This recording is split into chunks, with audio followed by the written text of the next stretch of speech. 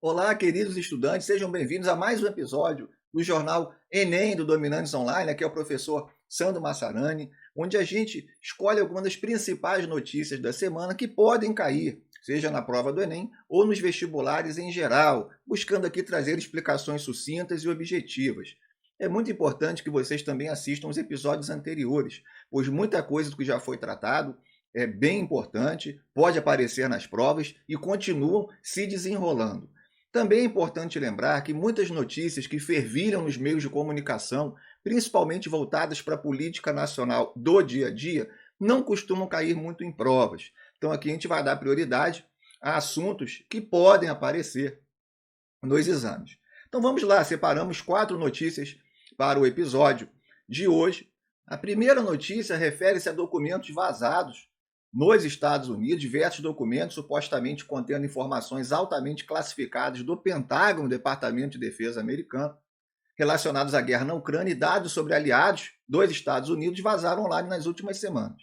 O principal suspeito, Jack Teixeira, membro da inteligência da Guarda Aérea Nacional de Massachusetts, foi preso. Então, é um vazamento que pode trazer preocupações, pois tem informações muito recentes. Tem informações sobre as condições do exército ucraniano, as condições do exército russo, o número de baixas, né, de casualidades, inclusive documentos, os vazados, já foram adulterados para reduzir o número de baixas russas, para circular em grupos pró-russos. O Pentágono, ele não negou a autenticidade, o vazamento, ele não negou o vazamento, mas ele contesta a veracidade de diversos desses documentos. E não é a primeira vez que os Estados Unidos têm um vazamento desse nível. Em 2013, por exemplo, tivemos um grande vazamento com Edward Snowden de uma grande quantidade de documentos de segurança, inclusive também sobre espionagem e monitoramento de aliados. Então, algumas das informações que estão nesses documentos vazados, como já comentamos, situação da Ucrânia na guerra, não é uma situação tão empolgante, problemas na Força Aérea Ucraniana, os Estados Unidos acreditam que uma ofensiva da Ucrânia na primavera não vai ter muito êxito, na primavera lá do hemisfério norte para a gente agora, já que no outono, e que também não, o exército russo passando por muitas dificuldades. Inclusive, informações desses documentos mostram que há uma penetração nos Estados Unidos dentro da inteligência russa, pois muitas informações da Rússia contidas nesses documentos. Então, para a gente ver aí o nível, né, de alargamento da teia, né, de monitoramento dos Estados Unidos até onde chega.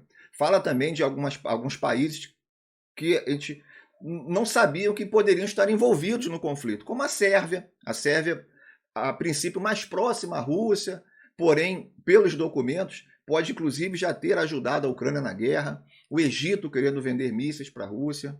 Então, temos algumas informações a respeito desse conflito e também de aliados, algumas informações sobre a China, sobre os protestos em Israel, enfim. Então, isso vamos ver os desdobramentos em relação a esse vazamento, o que pode. Mas os Estados Unidos já teve vazamentos nesse sentido, o próprio Wikileaks, também a partir em 2010, do Assange, e os Estados Unidos, ele de certa forma, né, consegue, vamos dizer assim, driblar umas consequências negativas desses vazamentos, inclusive perante aos seus aliados.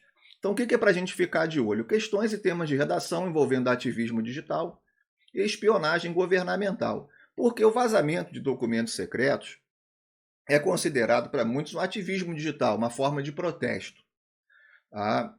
Inclusive situação de ativistas como Julian Assange, que é o fundador do site Wikileaks, que está nesse momento preso, né, no Reino Unido, aguardando extradição aos Estados Unidos, e aí está recorrendo da sua sentença, e do Edward Snowden, que inclusive vai se refugiar na Rússia.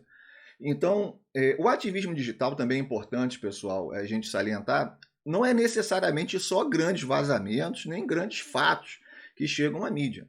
Você, por exemplo, né, tentar falar com a prefeitura da sua cidade através das redes sociais, né, cobrar mais ações dos políticos ou das prefeituras, do vereador, por exemplo, é um ativismo digital.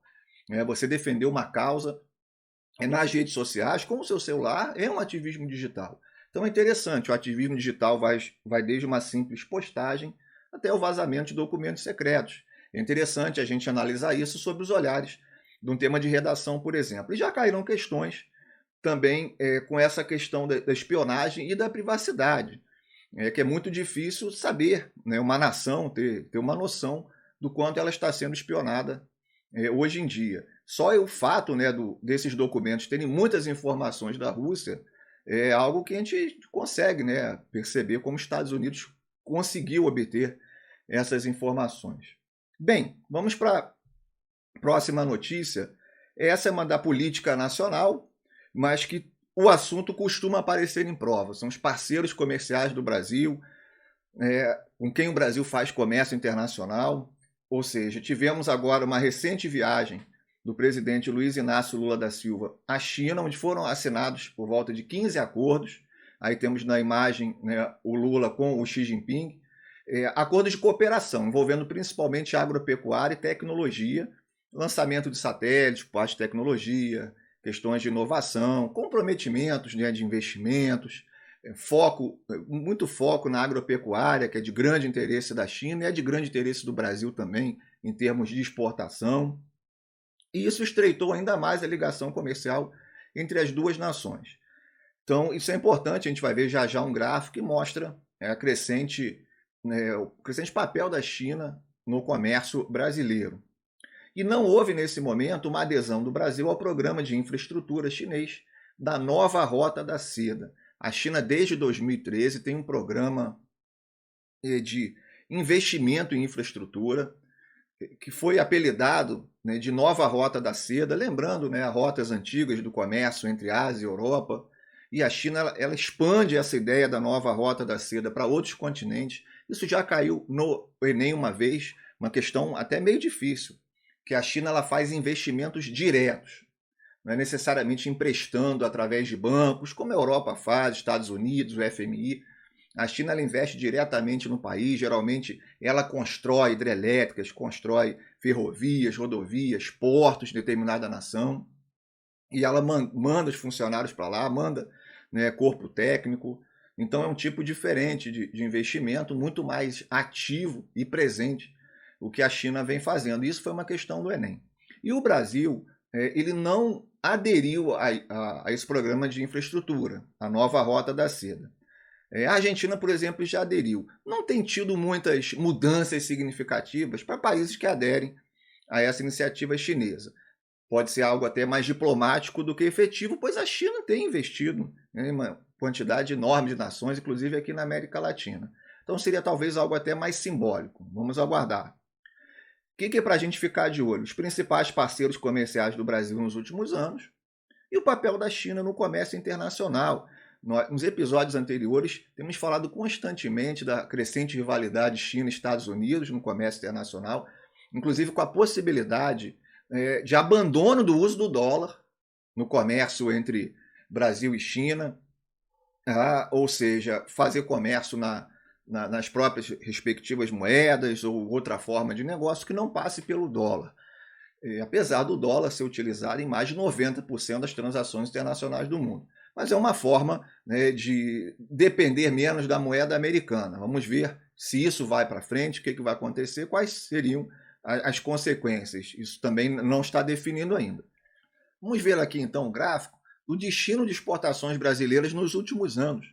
Observe então um grande crescimento aí da Ásia, com 46,4% em 2021, um crescimento gigantesco da China. Obviamente a China pertence à Ásia a 31,3%, ou seja, é quase um terço, praticamente, de todo o comércio de exportações brasileiras vão para a China. E quando a gente observa aí os Estados Unidos, né, houve um declínio, depois um leve crescimento, mas entre 97 e 2021, um declínio. A própria América do Sul também, né, tivemos um declínio. E a União Europeia. O ponto positivo disso é a diversificação dos parceiros comerciais. O Brasil passa a ter diversos parceiros comerciais, mas talvez possa estar entrando-se numa área de influência da China. Vamos ter que aguardar, porque o Brasil, de certa forma, ele tem relações diplomáticas com os dois lados, China e Estados Unidos. Só que quando a gente observa nos últimos anos, o Brasil tem muito mais ativamente feito comércio com a China do que com os Estados Unidos. Então, vamos ver até onde essa aproximação, o que no futuro pode reservar. Obviamente, em termos de autonomia, o ideal seria o Brasil fazer comércio, tanto com a China quanto com os Estados Unidos, comércio de bom nível, e manter a autonomia, manter sua posição histórica de diplomacia, de um país, de certa forma, que faz, que tem relações diplomáticas boas com diversas nações. Então, pessoal, assunto bem importante. Geralmente, gráficos desse tipo caem nas provas, mostrando mudanças ao longo dos anos em relação às exportações, aos parceiros comerciais. Eu lembro de diversas questões, então fiquem atentos que pode aparecer uma questão sobre esse assunto, pode aparecer uma questão sobre a nova rota da seda, sobre esse gigantesco programa de infraestrutura da China em relação ao mundo. Então essa é uma questão até bem importante de aparecer, tem boas chances. Então vamos ficar atentos.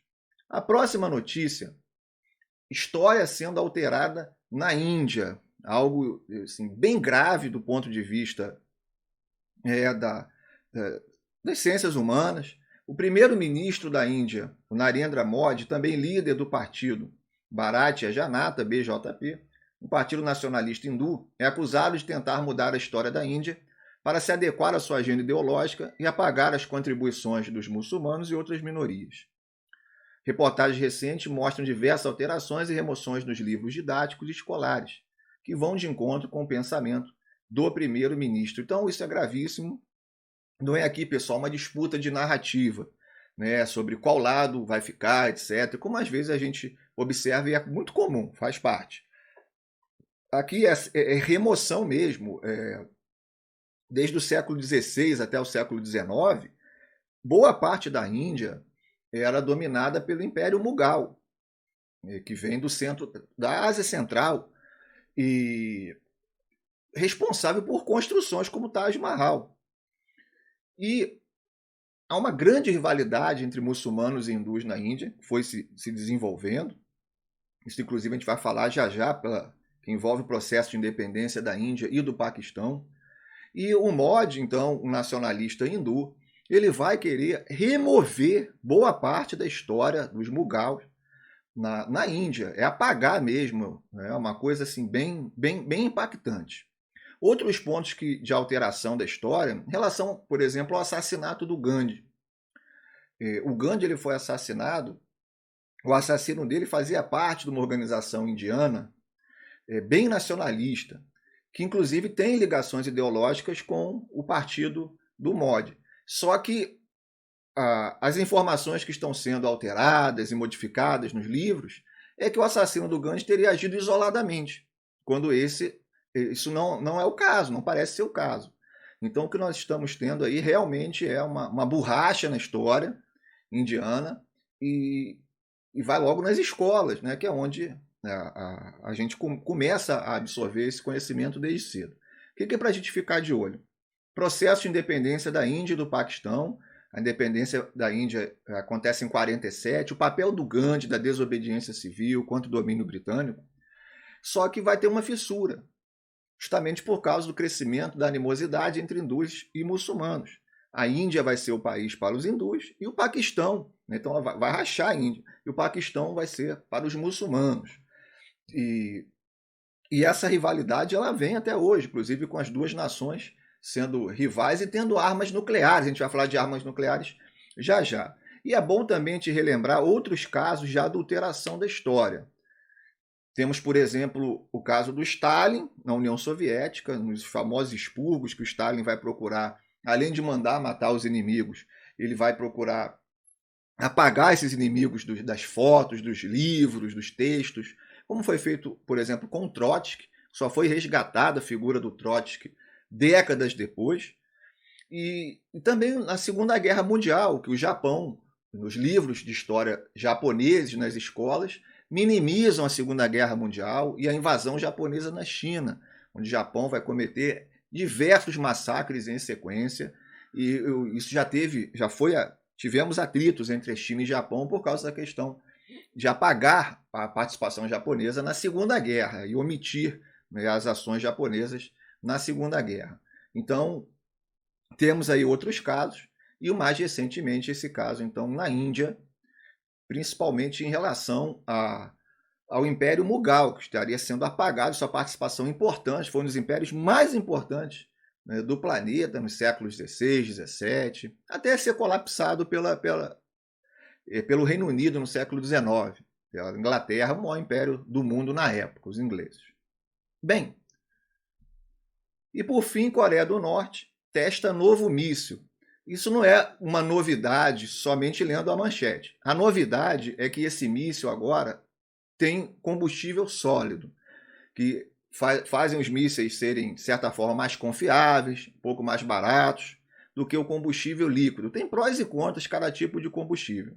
Mas a Coreia do Norte foi divulgada pela agência de notícias norte-coreana, teria então testado com sucesso esse novo míssil balístico de combustível sólido para promover, né, aumentar radicalmente aí sua capacidade nuclear.